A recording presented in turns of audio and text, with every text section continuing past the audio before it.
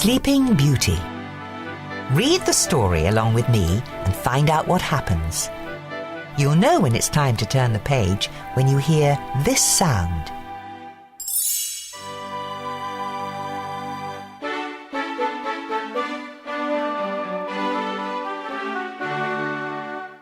Long ago, there lived a good king named Stephen.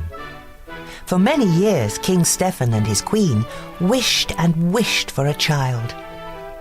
At last, their wish came true. The king and queen named their daughter Aurora. A great feast was planned to celebrate the birth of the new princess. Everyone in the kingdom came to the feast. King Hubert arrived with his son, Prince Philip. The two kings decided that one day Philip and Aurora would marry. That way our kingdoms will always be united, King Hubert told his son. 3 good fairies came to the feast. Each had a special gift for the princess. Flora waved her wand. I give you the gift of beauty. My gift shall be the gift of song, said Fauna. And my gift, began Merryweather.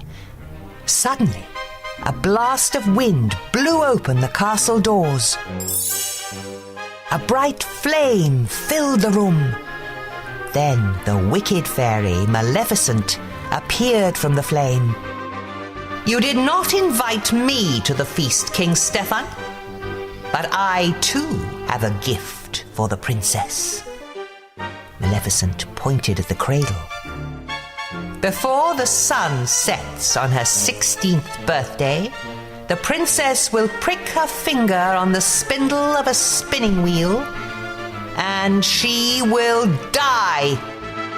Seize that creature, shouted the king. But Maleficent disappeared in a cloud of smoke. Luckily, Merryweather still had her magical gift to give. The good fairy could not undo the evil spell, but she could soften it. Merryweather waved her wand.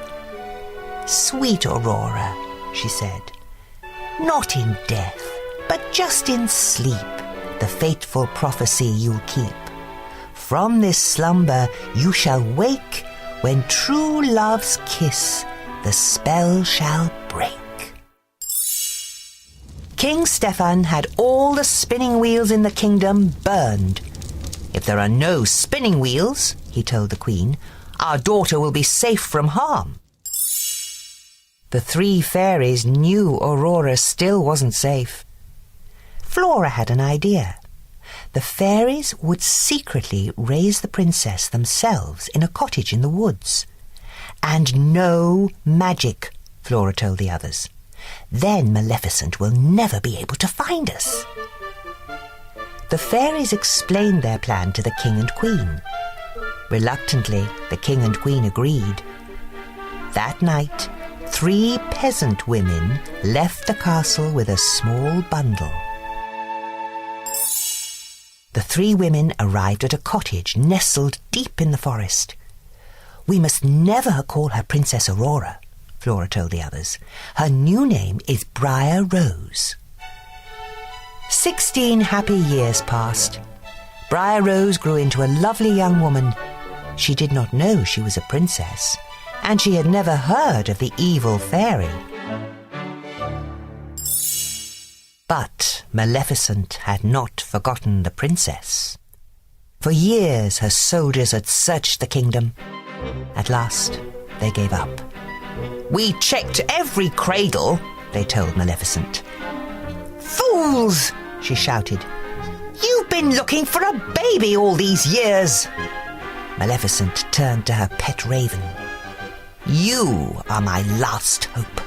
Search for a maid of 16 with hair of gold. Go and do not fail me. The raven flew off into the night. The next day was Briar Rose's 16th birthday. The fairies wanted to surprise her with a party, so they sent her out of the cottage. We need berries, Fauna said. Lots of berries, added Flora. Don't hurry back, called Merryweather. The fairies set to work. Flora made a dress, Fauna baked a cake. This dress looks awful, declared Merryweather. The fairies needed a little magic. Meanwhile, Briar Rose was singing to the forest animals. She told them all about a prince she had met in her dreams. Nearby, Prince Philip was riding his horse. When he heard Briar Rose singing, the prince couldn't resist joining in. For a little while they sang and danced together. What is your name? Prince Philip asked. Why, it's... Just then, Briar Rose remembered that she was not allowed to talk to strangers. I have to go, she said quickly. When will I see you again? Asked the prince. He'd already fallen in love with Briar Rose. Tonight. I live in the cottage in the glen, she called as she hurried away. Back at the cottage, Fauna had fetched their magic wands. She waved her wand. Now the cake was perfect. Flora changed the dress she had made into a beautiful pink gown. It should be blue, said Merryweather. She made the dress blue. Pink, shouted Flora. The fairies kept changing the dress from pink to blue, and blue to pink. Pink and blue magic dust flew everywhere. Maleficent's raven saw the magic dust flying out of the chimney. He had found the princess. Back he went to tell Maleficent. Just then, Briar Rose returned to the cottage. Surprise! The fairies shouted. Oh, this is the happiest day of my life, cried Briar Rose. I met the most wonderful young man. He's coming here tonight. The fairies could see she was in love. But that's terrible, said Fauna. Why? Asked Briar Rose. The fairies told Briar Rose that she was really Princess Aurora. She had to return to the castle that very night, and she had to marry a prince. Aurora was very unhappy. She would never see the young man she had met in the forest again. Yet everyone in the castle was happy. King Stephen couldn't wait to see his daughter, and King Hubert couldn't wait for her to marry Prince Philip. When they arrived at the castle, the fairies left to fetch the king and queen. No sooner had they gone than a magic ball of light appeared. Aurora followed it up the stairs to a small room. Maleficent was waiting for her with a spinning wheel. Aurora had never seen a spinning wheel before. She reached for the spindle. Touch it, Maleficent hissed. Aurora touched the spindle and fell into a deep sleep. The three fairies had been searching for Aurora. They found her lying on the floor, fast asleep. The fairies placed the princess on a bed.